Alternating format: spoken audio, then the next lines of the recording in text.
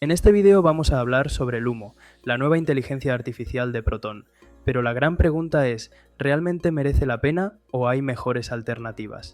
El enlace a Lumo está en la descripción del vídeo. Después de probarla durante unos días, hoy voy a contarte sus principales ventajas, sus puntos menos positivos y si creo que merece la pena utilizarla. Lo primero que diferencia a Lumo de otras inteligencias artificiales es que está desarrollada por Proton, una empresa muy conocida por dar prioridad a la privacidad y la seguridad de los usuarios. Si para ti es importante proteger tus datos, este es uno de sus mayores puntos fuertes. En cuanto a sus funciones, Lumo puede ayudarte a redactar textos, resumir documentos, responder preguntas, generar ideas, traducir contenido e incluso ayudarte con tareas de programación. Todo ello desde una interfaz muy sencilla y fácil de utilizar.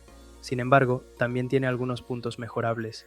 Al ser una herramienta relativamente nueva, todavía le faltan algunas funciones que sí ofrecen otras inteligencias artificiales más consolidadas, y en ciertas tareas sus respuestas pueden ser algo más limitadas. Después de haberla probado, mi opinión es que Lumo sí merece la pena, sobre todo si buscas una inteligencia artificial centrada en la privacidad y quieres una alternativa sencilla para el día a día.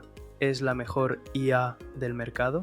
Probablemente todavía no, pero creo que Proton ha hecho un gran trabajo y que Lumo tiene mucho potencial para seguir mejorando con futuras actualizaciones. Si te ha gustado este vídeo, no olvides suscribirte y dejar tu like para más tutoriales, análisis y opiniones.